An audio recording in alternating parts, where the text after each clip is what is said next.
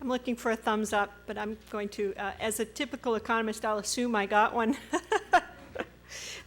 Welcome. My name's Sandra Peart, and it's my very great pleasure to welcome all of you to Prelude this evening. I understand that parking was a little difficult, and so we're giving people a little extra time to get here, so I'm going to speak slowly for these first few seconds, at least. Our faculty, our staff, and our current students will do whatever it takes to make our new students thrive in the Jepson School of Leadership Studies going forward. I'd like to say that this year we have a couple of new groups at Prelude. For the first time ever, we invited some parents to attend Prelude, and so let me just welcome those of you who took us up on those invitations. It's great to have you here. We've also had a couple of other events earlier today, and some of the people who took part in those events are still with us. I see Allison at the back, and it's great to see her having stuck around for Prelude. We had a networking, an alumni networking committee meeting earlier this afternoon, and then speed networking for the last hour and a half before we begin this event. And so to our alumni who are here, it's great to see you again. Normally at Prelude, not to say I have an extraordinary long track record with this, but for the past couple of years, I've said a few things about the upcoming year to our new class to sort of welcome them into the year. But since we have a very distinguished guest speaking with a very distinguished member of our faculty who will say much more than I could about the challenges ahead and the past and so on, I thought I would dispense with saying anything much about the moment in time in which our new class enters the Jepson School of Leadership Studies. And so instead what I thought I would do is just talk a little bit about the incoming class.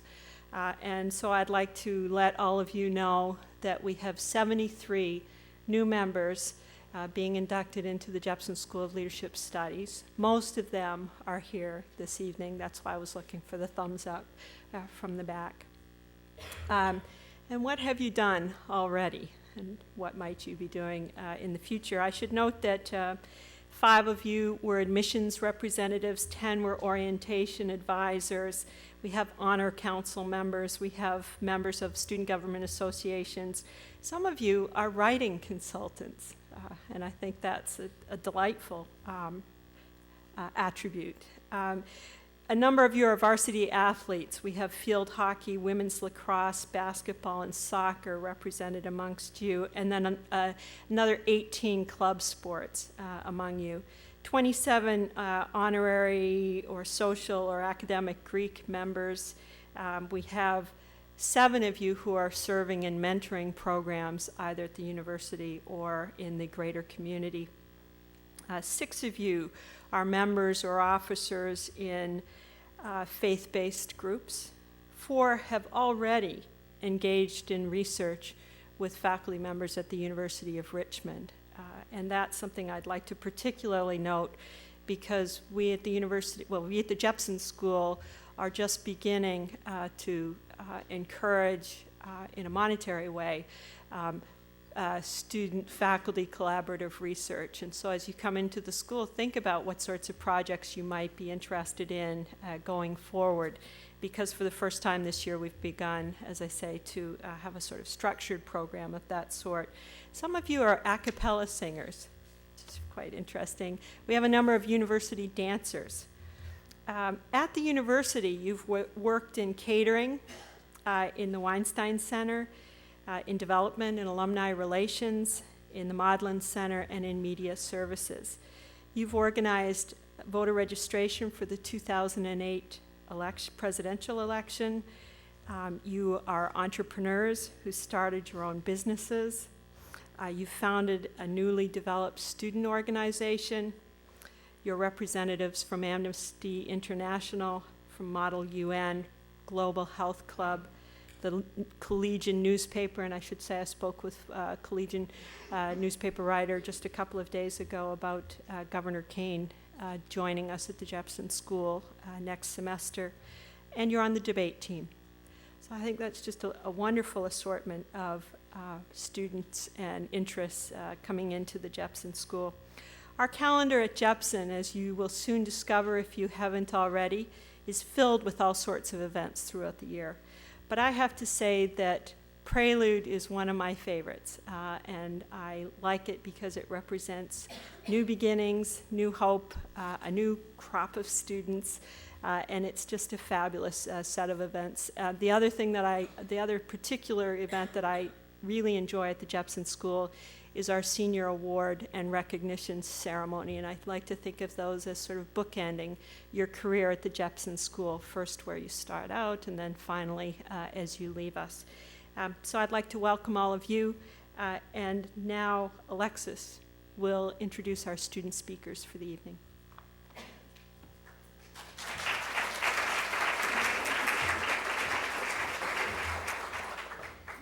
Hello, my name is Alexis Brendan, and I am a senior here at Jepson. I am Vice President of Student Affairs in the Jepson government. It is my pleasure to introduce our first student speaker for the evening from the class of 2011, Ms. Christine Barrows.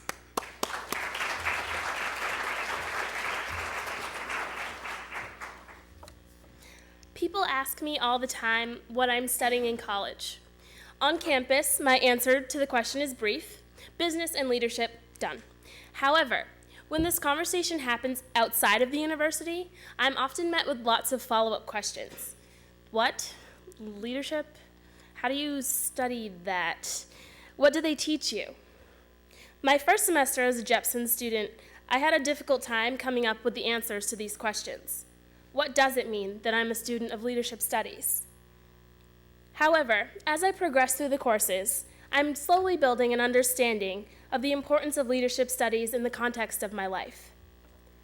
There is an opportunity for leadership in everything. Jepson has taught me not just to recognize this, but also to search for it and to grab it. Jepson has given me the knowledge to recognize my privileges as a student at this school and the courage to use them to the advantage of others. When I arrived in Richmond from the little tourist town of Falmouth, Massachusetts, I was honestly afraid to venture out into the city.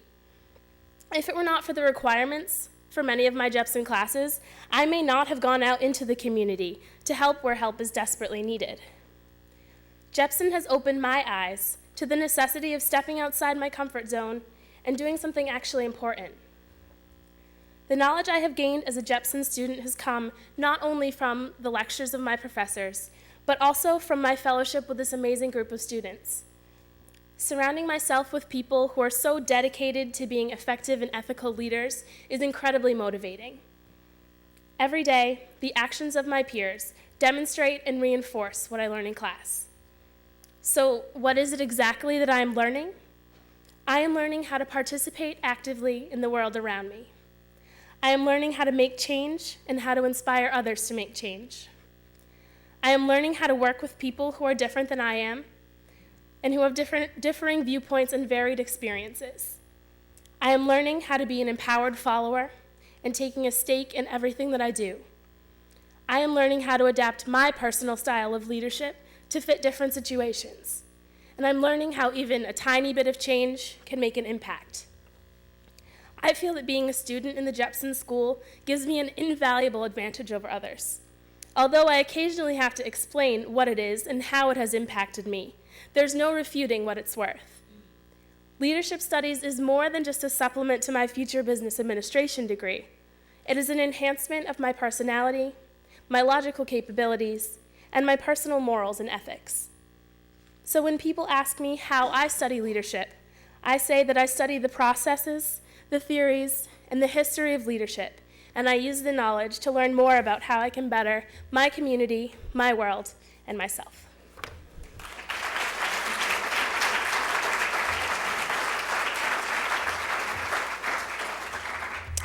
Thank you, Christine. Our next speaker is a senior here at Jepson and is also a member of the student government. Please help me welcome Ms. Gabby Capriles.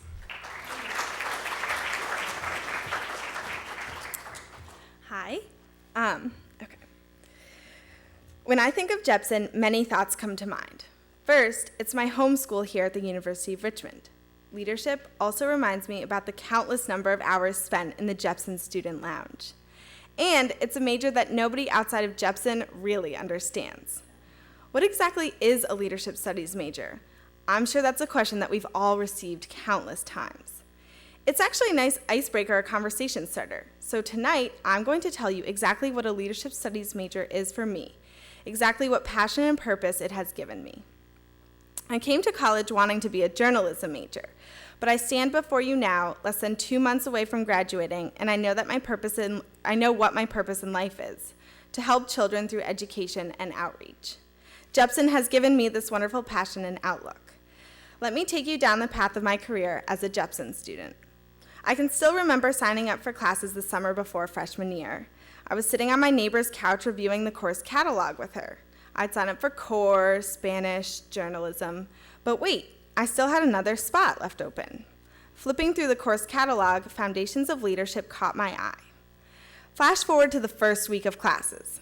I found Jepson Hall knowing very little about the Leadership Studies program, or that I would fall in love with it, or that my teacher, Dr. Williamson, would be the reason I decided to apply to Jepson. And that started the beginning of my fruitful and exciting college career. But the true inspiration first came my sophomore year while I was taking Justice and Civil Society. As one of the requirements, we all must complete community service hours. I chose to volunteer at Home Again, a homeless shelter for women and children. I planned arts and crafts activities to entertain the children while their parents were in mandatory parenting and career classes. It was my first real exposure to the power of education. Home Again was not simply providing shelter, they were using education as a means to empower these women. The following year, I was enrolled in Leadership in a Diverse Society with Dr. Hickman. She emphasized the importance of working in the community and applying the concepts learned in class to the real world. So she paired us up with outside organizations to learn more about diversity. I worked with ROSEME, the Richmond Organization for Sexual Minority Youth. As part of my volunteer time there, I went to one high school to another in Richmond, advertising and promoting the National Day of Silence in 2009. Both within the city of Richmond and on the University of Richmond's campus, the National Day of Silence was a success. Again, Jepson had given me the opportunity to be part of an organization that used education as a way to change a social injustice. Then the summer between my junior and senior year, I found an internship in Washington, D.C. to fulfill the Jepson internship requirement. I interned at Karama, a human rights nonprofit. The largest part of my internship was the planning and execution of a 3-week-long law and leadership summer program for about 20 Muslim women from the United States and abroad. The hope is that these women will take their newly acquired knowledge and education back to their respective communities and become local leaders. Reflective papers in my final portfolio for Jepson allowed me to grow tremendously that summer. So you see, it's been all of the opportunities that Jepson has provided me that has brought me to the place that I am today. Jepson is more than just a major. The classes are more than a chore. The readings and assignments are more than something just to get done. Jepson has been my inspiration and has provided me with numerous opportunities to grow and learn. I'm not just locked into any major. Instead, I have a toolbox of skills that I can apply to any aspect of my life.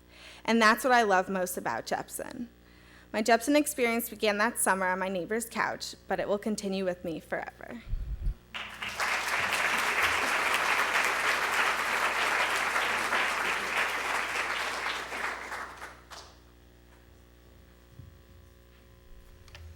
One of the reasons that we're all so excited about Prelude this year is that we're fortunate this year to be joined by James MacGregor Burns, who will have a conversation with our very own Al Goethals in a few minutes. And it's now my pleasure to introduce Professor Burns and Professor Goethals to all of you. James MacGregor Burns is an eminent presidential scholar with substantial biographies of Roosevelt, Kennedy, Clinton, and others. He's an authority on leadership studies. Many would say that he's the scholar who almost single-handedly made leadership studies a discipline, an area in which we can conduct research, an area of study for all of you students. Professor Burns is Woodrow Wilson Professor Emeritus of Political Science at Williams College, where he earned his Bachelor of Arts. His key innovation in leadership theory was shifting away from studying the traits of men, traits of supposedly great men, a sort of Carlylean approach to leadership studies, and away from transactional management to focus instead on the interaction of leaders and collaborators working toward mutual gain, a sort of transformational leadership. Social psychologist George R. Goethals, we call him Al in the school, joined the Jepson School faculty in 2006, where he holds the E. Claiborne Robbins Distinguished Professorship in Leadership Studies. If you don't yet know this, you will soon come to realize that Professor Goethals is a masterful teacher, and he was accordingly awarded the Distinguished Educator Award at the University of Richmond 2 years ago. Professor Goethals' current research focuses on presidential leadership, but his research interests are broad and wide-ranging. He's co-editor, most recently, with Tom Wren, also in the Jepson School, and I mention that as a means of showing you just how much we work within the school to collaborate, of leadership and discovery. Before joining the Jepson faculty, Al held academic and administrative appointments at Williams College, and it was at Williams that Al began his long-standing collaboration and friendship with Professor Burns. Please welcome James MacGregor Burns and Al Goethals for a dialogue on values, conflict, and transformational leadership, FDR, Clinton, and Obama.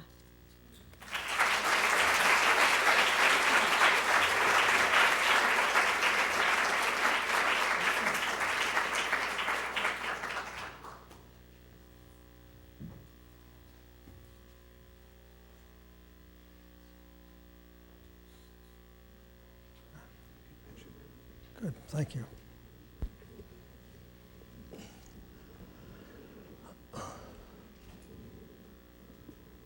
Hello, is this working? Good. Thank you all for being here. Let me say what a pleasure it is for me to have this opportunity to have a dialogue with Professor Burns. As Dean Pearce said, he and I were colleagues for many years at Williams College, going back almost 40 years. And especially during my last 10 years at Williams when I was developing a program in leadership studies. We really worked together very closely then. And one of the most important things that came out of that collaboration in the last 10 years was that he told me about this very interesting organization at the University of Richmond in Virginia called the Jepson School of Leadership Studies. And it's really because of his leadership that I ended up down here, and it's been quite wonderful, I might add. Let me begin, Professor Burns, by asking you how you got interested in the study of leadership and turned your scholarly work from studying specific leaders such as Franklin Delano Roosevelt to a more general investigation of leadership. Well, first of all, let me say how wonderful it is for me to come back to a place where I spent quite a few years. I not only lived near this institution, as most faculty do, I lived on the campus at a very prominent building called the Deanery, or was it the Beanery? I forgot which, but it was such a nice thing to get up in the morning about a quarter of a mile from here and come down and become acquainted with this institution, and to have what was for me the most intellectually exciting years of my life because of the intellectual excitement at Jepson School. Now, I got interested in leadership mainly when I was in the Army. I was in the Army during World War II, and I was very lucky in that they were conducting an experiment in doing history of the military.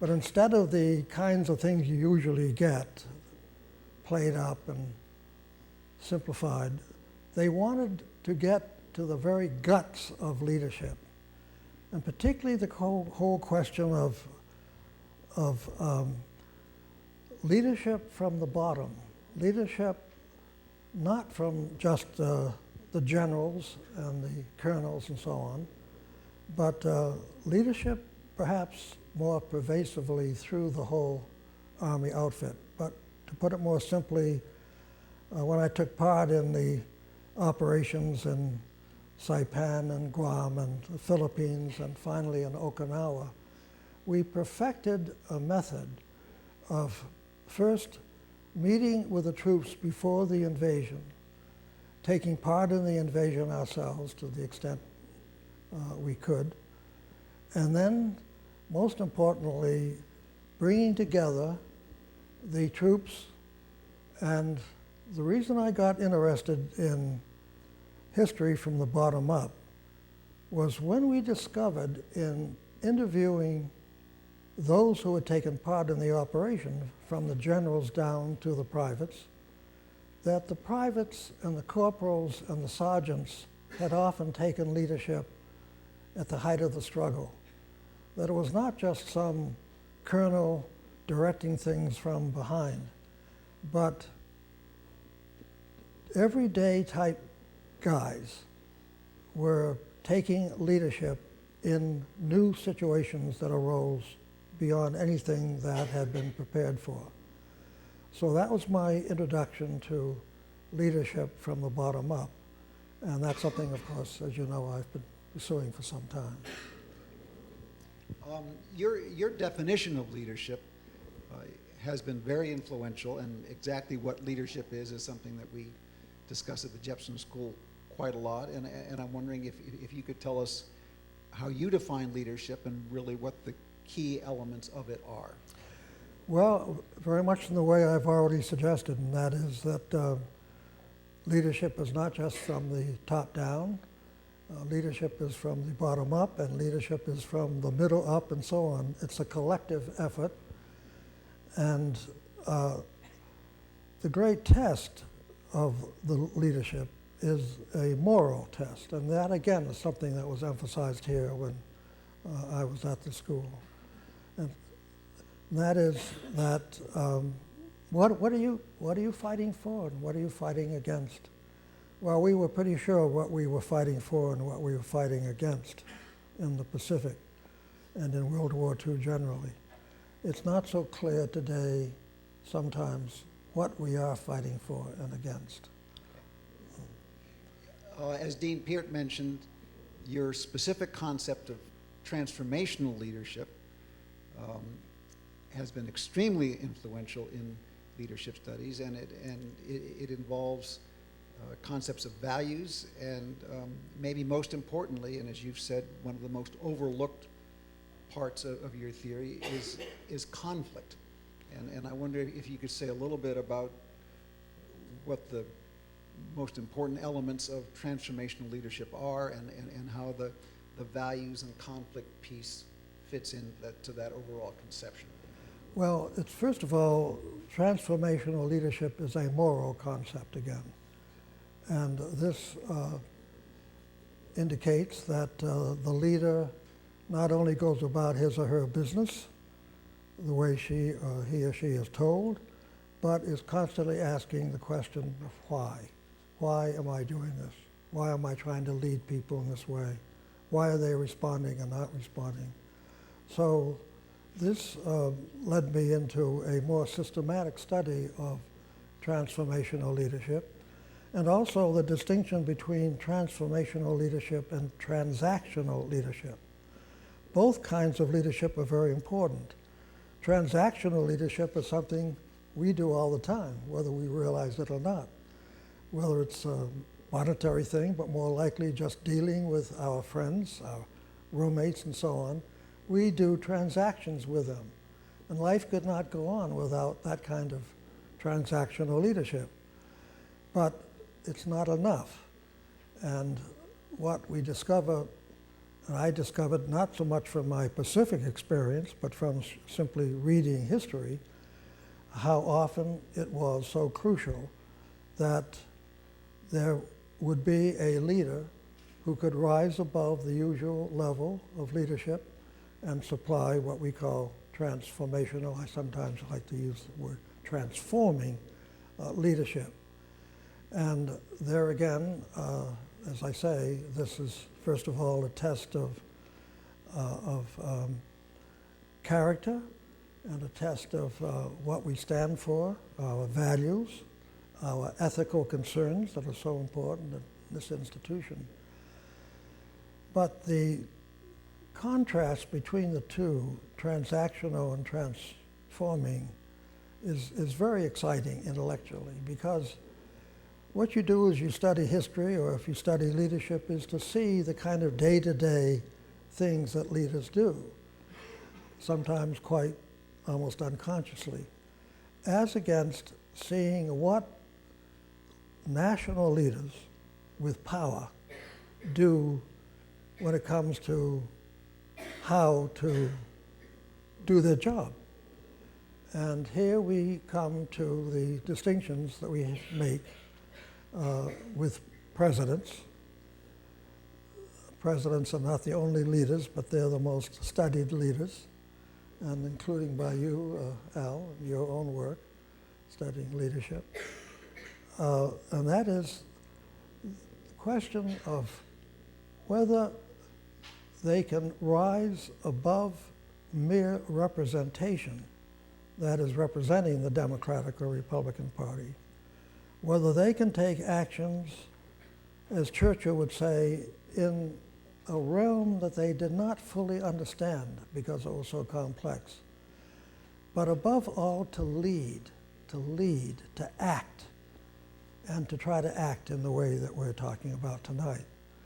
And that's why FDR becomes such a natural person for me at least to study. For one thing, he was the president when I was in college, and I still remember sitting around our very old radios, that's all we had of course, listening to his inspiring speeches in 1930, well later for me in 1935, and to watch somebody coming into a situation that is very hard to communicate today, what it was like to live in Depression America, what it was like to, well, I won't go into it, I think you have a pretty good imagination as to what this was like.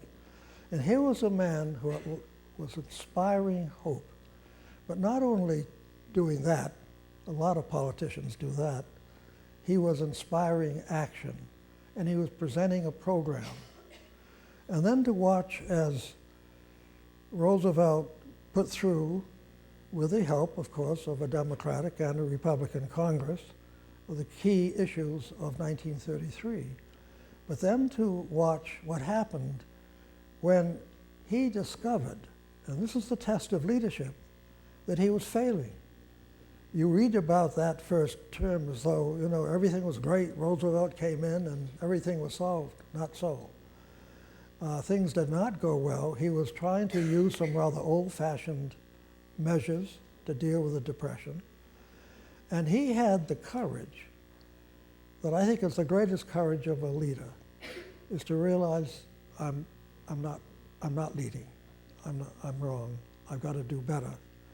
And that's why the most important year in that first term of Roosevelt is not 33 when he started. It was 1935 when he put through the most enduring measures, and I'll mention only one, Social Security. So that's the kind of leadership that I began to admire. You have said that leadership studies shouldn't just be about leaders, but the more intellectual, abstract process of leadership, but obviously you have been influenced in your definitions of leadership and your thinking about it by Franklin Roosevelt and many other leaders.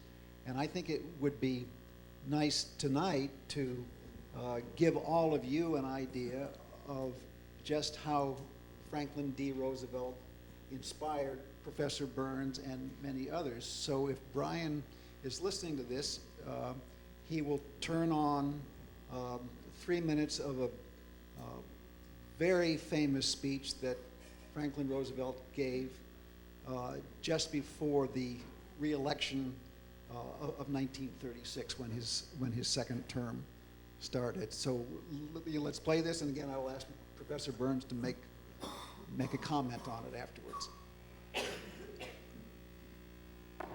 For nearly 4 years now, you have had an administration which, instead of twirling its thumbs, has rolled up its sleeves.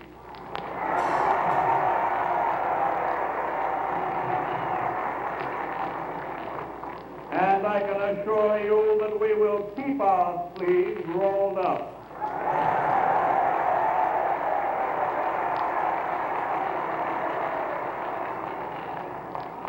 We had to struggle with the old enemies of peace, business and financial monopoly, speculation, reckless banking, class antagonism, sectionalism, war profiteering.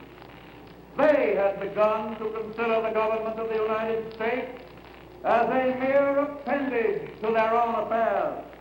And we know now that government by organized money is just as dangerous as government by organized mob.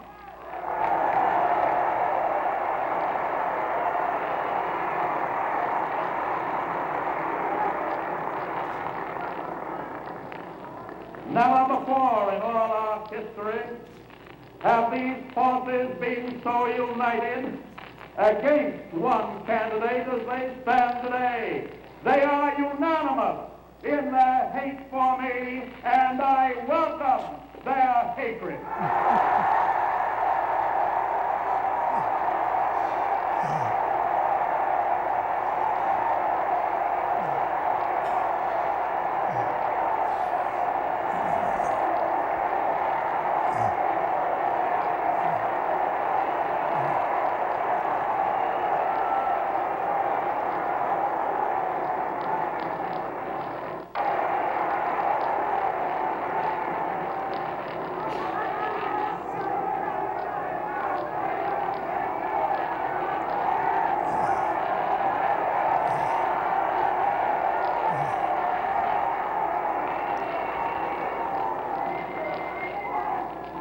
I should like to have it said of my first administration that in it the forces of selfishness and of lust for power met their match. I should like to have it said, wait a minute, I should like to have it said of my second administration that in it these forces met their master. That's what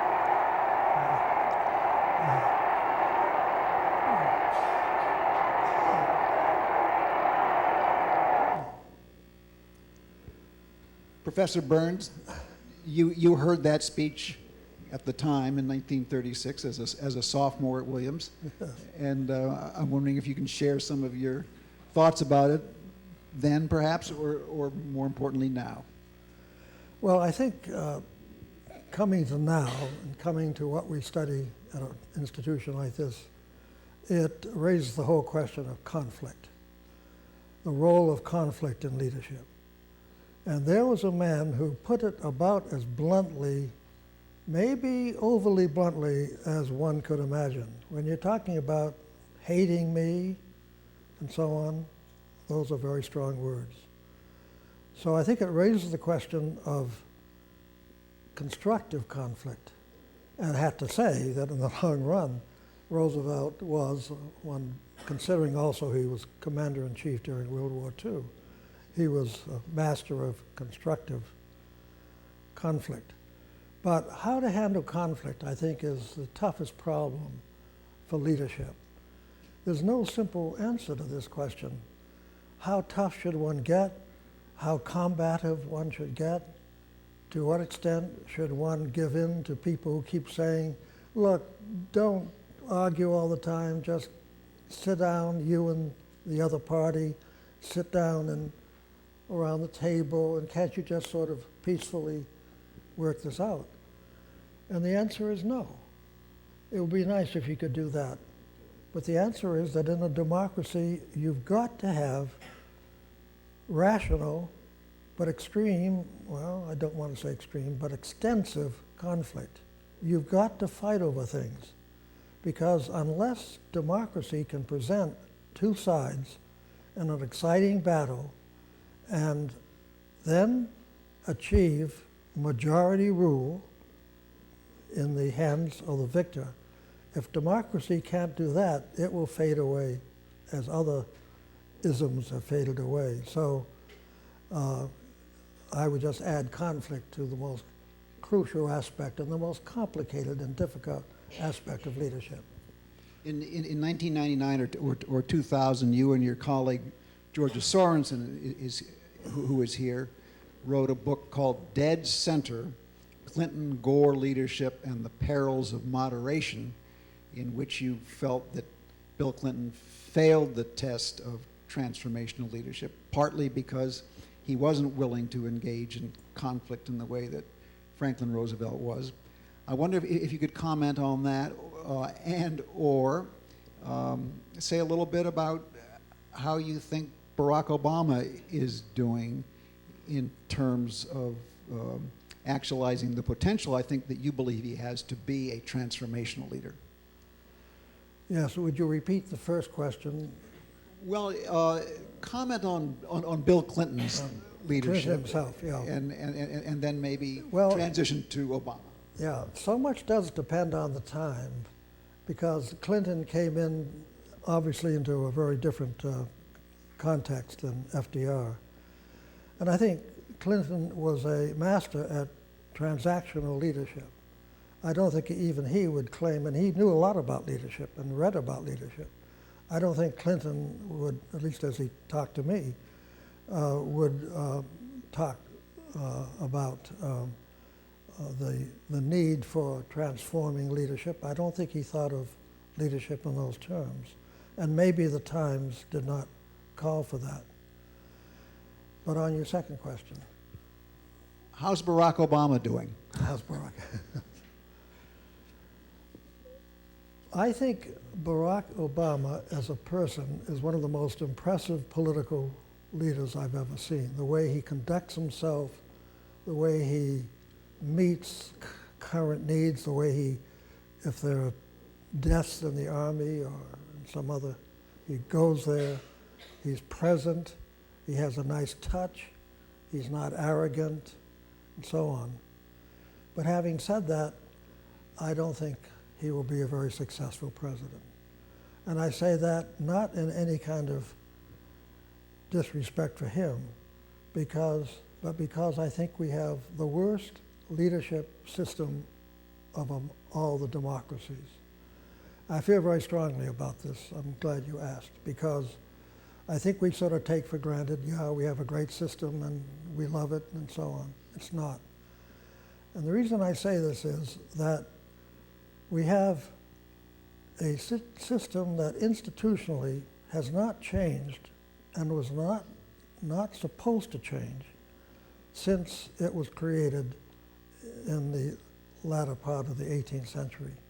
In other words, we have an 18th century system trying to deal with 21st century problems. Why will it fail? Because the misrepresentation is so gross in the American political system, is that millions and millions of Americans, including some of your families, are not represented.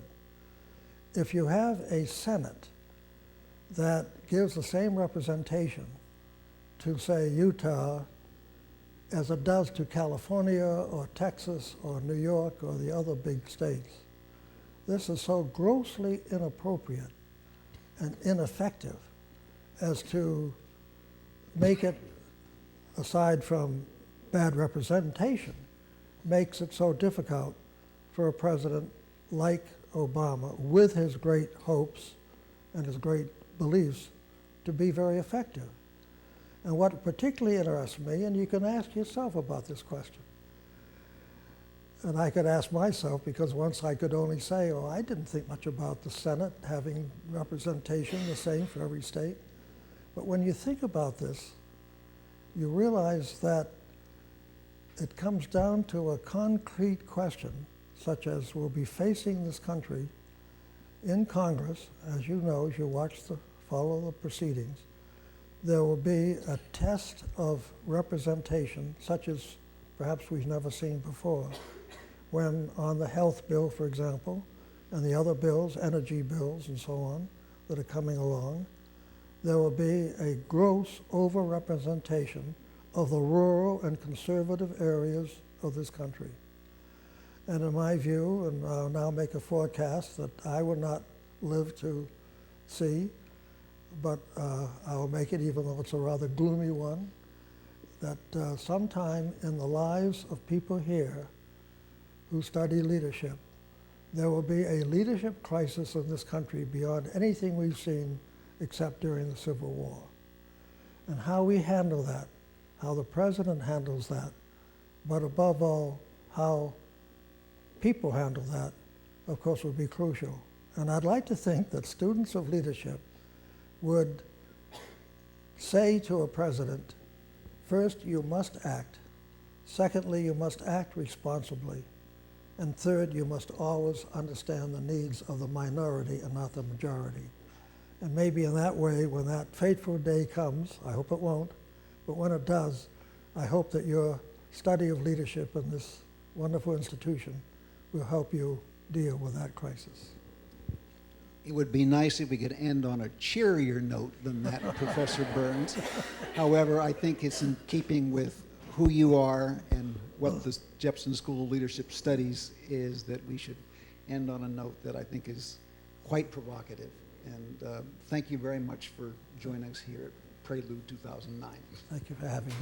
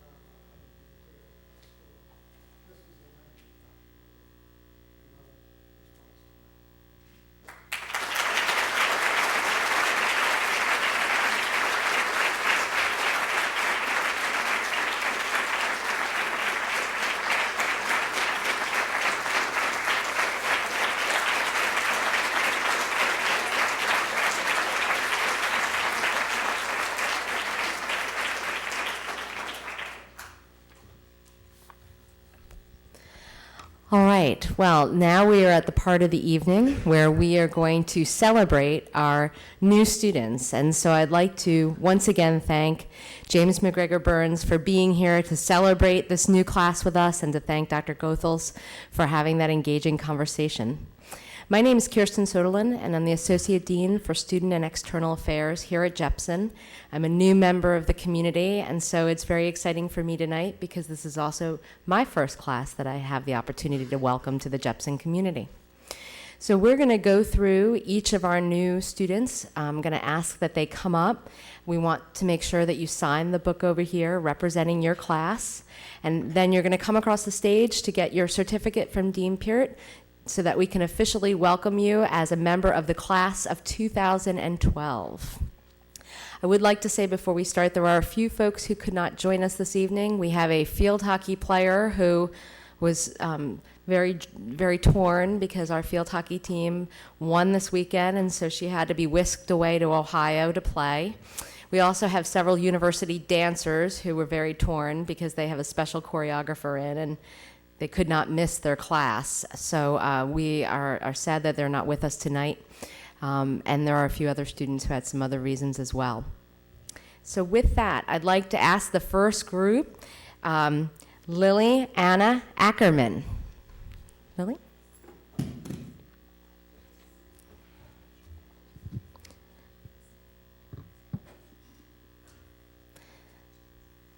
Laura Elizabeth Bailey.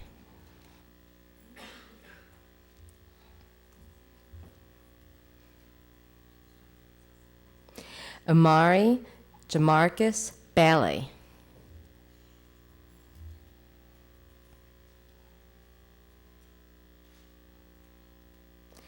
Emily Harrison Black.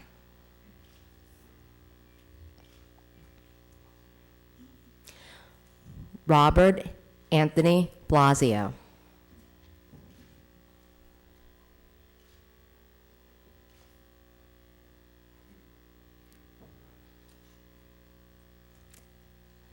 Jane Pender Bowles.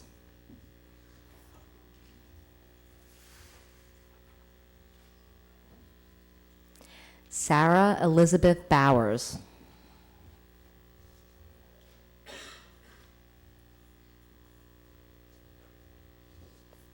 Caitlin Jessica Bresler.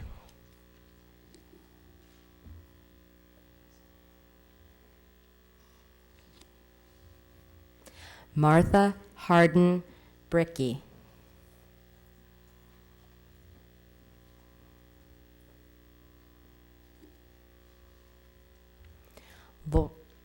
Adelaide Yates Burton.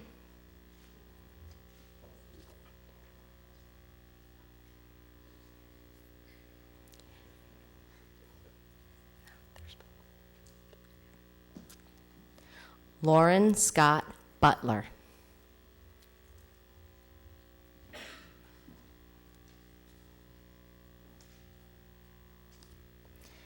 Oliver Bryce Clark.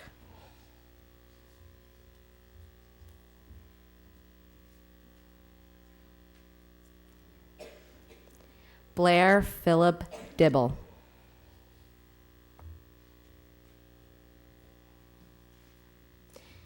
Christopher Jacob Dulce.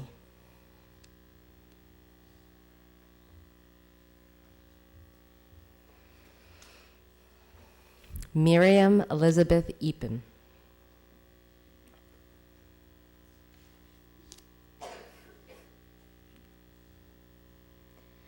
Jessica Margaret Elphick.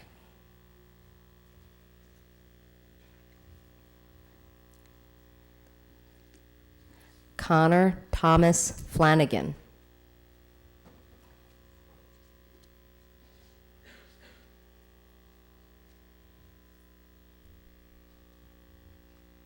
Catherine Willa Fleischer.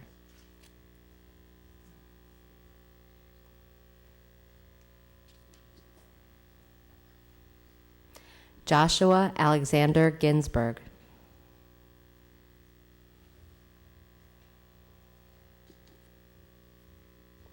Jessica Ann Goodman.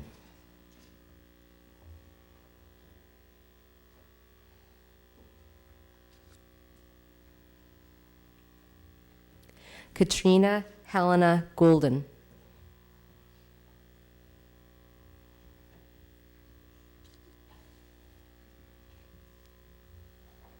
Lucas Dehane Hackenberg.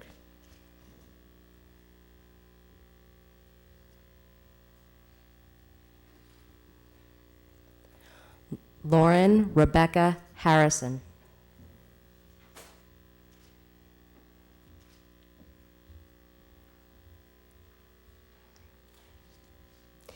Kate Jacqueline Hare.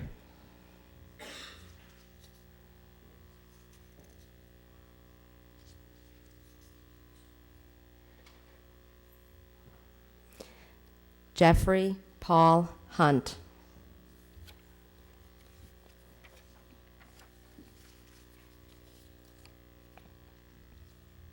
Patrick Andrew Jones.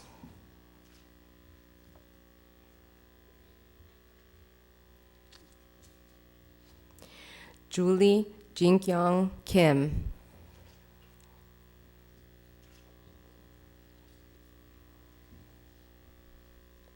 Emily Caitlin Lefebvre.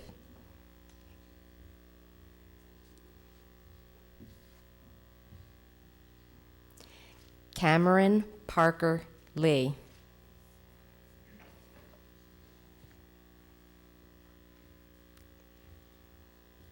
Natasha Marie Levante.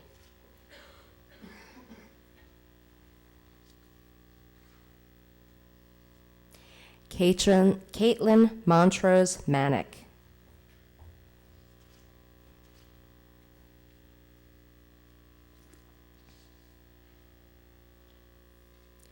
Brittany Ann Mangold.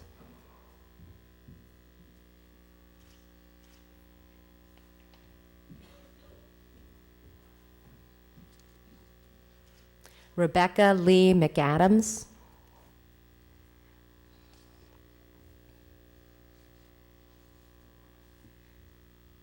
Christopher Ryan Myers.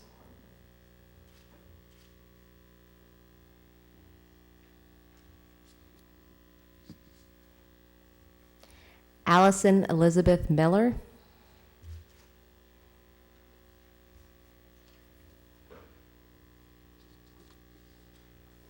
Kate E. Moriarty.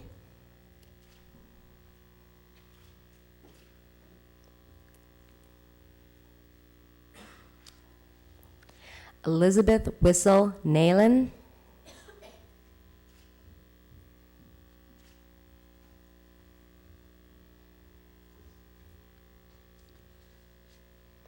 Allison Elizabeth O'Keefe.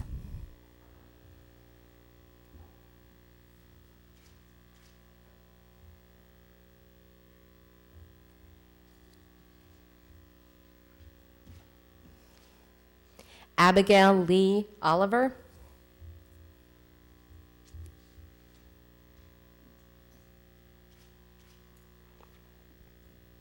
Clayton Douglas Palmer.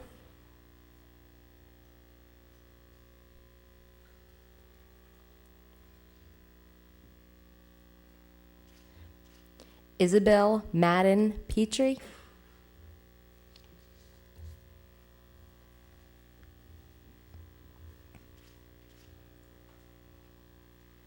Alexandria Deming Regan.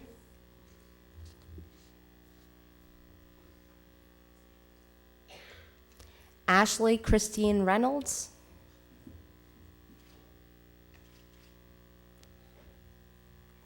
Mary Brierly Richards.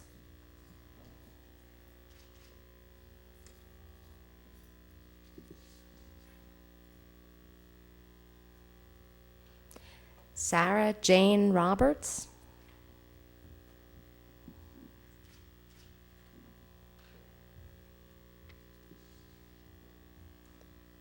Victoria Chantal Robach.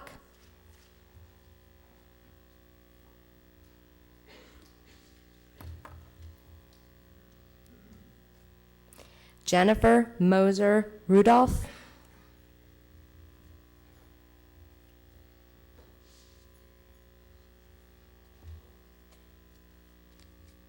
Heather Ann Schmitz.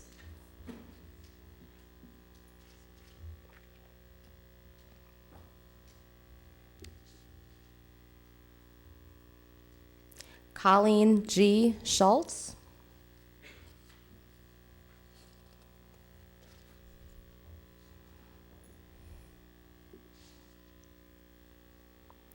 Josephine Nachimuli Sanaga.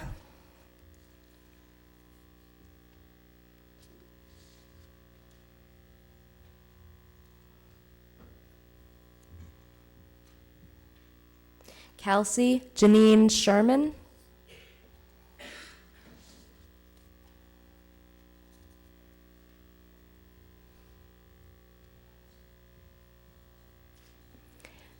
Chelsea Lee Schrader.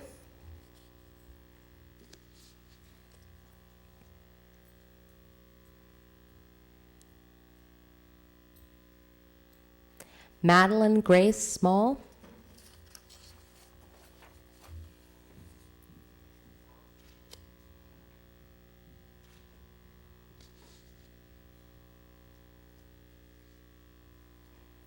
Jacqueline Marie Stockinger.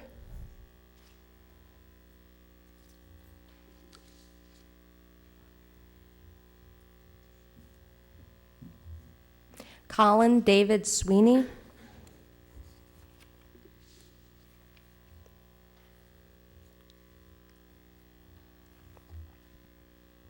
Anna Kirsten von Heil.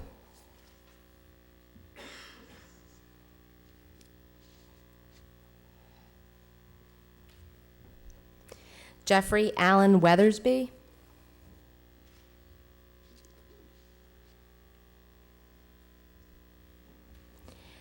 Chelsea Jeanette Weinberg.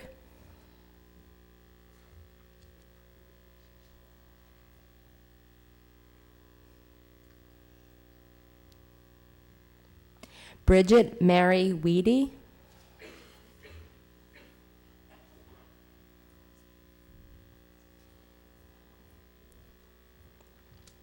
Alexandra Taylor Wiles.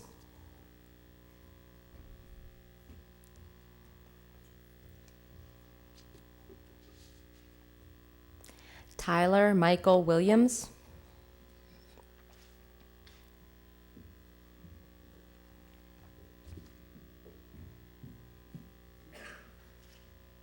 Lawrence Thomas Wilt.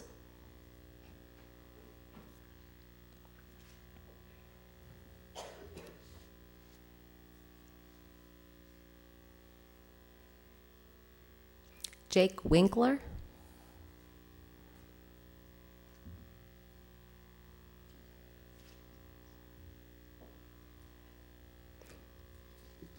Jack Swan Wisniewski.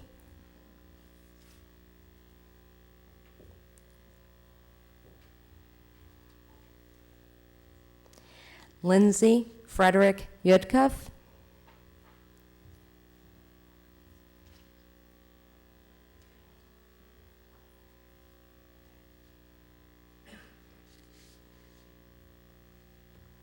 And Michael Edward Zabrowski.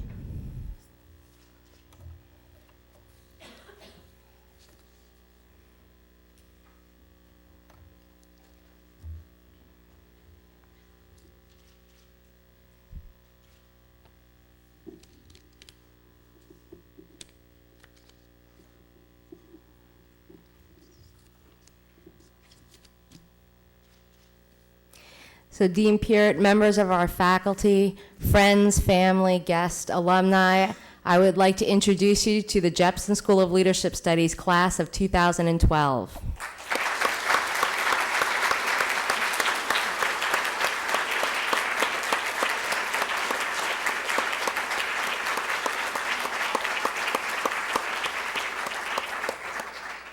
Now it's my pleasure to introduce to you Stephen Handy, who's the president of the Jepson Student Government Association this year, who is going to provide some closing remarks for the evening and maybe even perhaps a challenge for our new students. Thanks so much.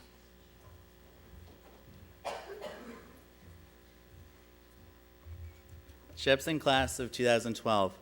On behalf of the faculty, staff, and student body, it is my honor to welcome you to the Jepson School of Leadership Studies.